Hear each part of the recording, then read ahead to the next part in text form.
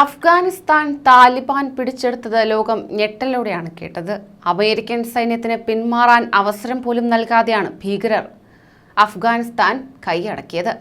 ഈ സംഭവ വികാസങ്ങൾ ലോകരാഷ്ട്രങ്ങളെ സാരമായി ബാധിച്ചിട്ടുണ്ട്, പ്രത്യേകിച്ച് ഗൾഫ് രാഷ്ട്രങ്ങളെ. അത്തരത്തിൽ ഉറ്റ സുഹൃത്തുക്കളായ സൗദിയും അമേരിക്കയും തമ്മിലുള്ള പിണക്കമാണ് ഇപ്പോഴത്തെ ചർച്ചാ വിഷയം. നമസ്കാരം, പ്രവാസി മലയാളിയിലേക്ക് സ്വാഗതം. പ്രവാസി വാർത്തകൾക്കായി ഈ ചാനൽ സബ്സ്ക്രൈബ് ചെയ്യൂ.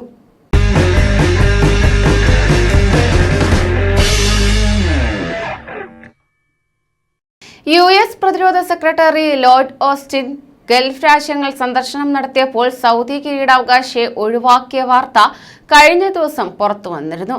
ഇത് വലിയ ചർച്ചകൾക്കാണ് വഴിവെച്ചത്. ഇതിനു പിന്നാലെ വിശദീകരണവുമായി രംഗത്തെത്തിയിരിക്കുകയാണ് അധികൃതർ. കഴിഞ്ഞ ആഴ്ച ഗൾഫിൽ സന്ദർശനം നടത്തിയപ്പോഴാണ് സൗദി അറേബ്യയെ അതിൽ നിന്നും ഒഴിവാക്കിയത്. സൗദി അറേബ്യ സന്ദർശിച്ചില്ലെങ്കിലും കിരീടാവകാശി മുഹമ്മദ് ബിൻ സൽമാനെ കാണുമെന്ന് പ്രതീക്ഷിക്കുന്നതായി പെന്റഗൺ തിങ്കളാഴ്ച വ്യക്തമാക്കുകയും ചെയ്തിരുന്നു.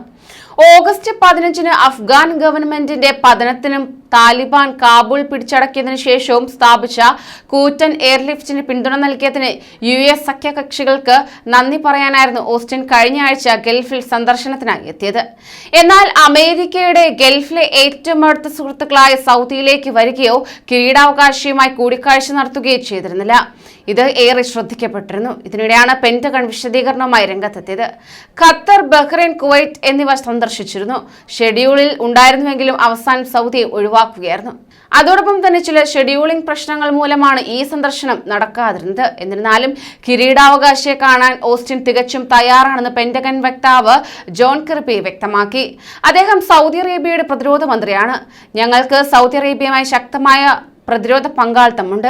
ഇത് പുനഃക്രമീകരിക്കാൻ ഞങ്ങൾക്ക് ഒരവസരം ലഭിക്കുമെന്ന് പൂർണ്ണമായി പ്രതീക്ഷിക്കുന്നു. ഇത് മാറ്റിവെച്ചത് എന്നേക്കുമായി റദ്ദാക്കിയിട്ടില്ല എന്നും കിർബി പറഞ്ഞു.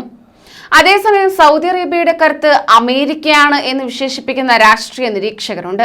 സൗദി ഉൾപ്പെടെയുള്ള തങ്ങളുടെ സഖ്യരാജ്യങ്ങളുടെ സുരക്ഷ ഉറപ്പാക്കുമെന്ന അമേരിക്കയുടെ പ്രഖ്യാപനമാണ് ഇതിന് കാരണമായിട്ടുള്ളത്.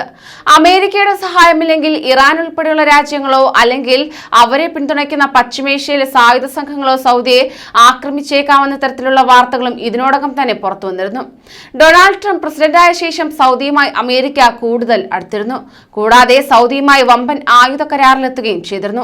യമനിലെ ഹൂതി വിമതർ നടത്തിവരുന്ന ആക്രമണം ചെറുക്കാൻ സൗദിയെ ഒരു പരിധിവരെ സഹായിക്കുന്നത് അമേരിക്ക നൽകിയ സൈനികോപകരണങ്ങളുടെ സഹായത്തിൽ തന്നെയാണ്. എന്നാൽ സൗദി അറേബ്യയ്ക്ക് കനത്ത തിരിച്ചടി നൽകി അമേരിക്ക ചില സൈനിക പ്രതിരോധ സംവിധാനങ്ങൾ സൗദിയിൽ നിന്നും നീക്കിയിരുന്നു. വാർത്താ ഏജൻസിയായ AP ആണ് ഉപഗ്രഹ ചിത്രങ്ങളുടെ അടിസ്ഥാനത്തിൽ ഈ വാർത്ത റിപ്പോർട്ട് ചെയ്തിരിക്കുന്നത്. ഇതും വലിയ ചർച്ചകൾക്കിടയായിട്ടുണ്ട്. കൂടുതൽ പ്രവാസി വാർത്തകൾക്കായി ഈ ചാനൽ സബ്സ്ക്രൈബ് ചെയ്യൂ.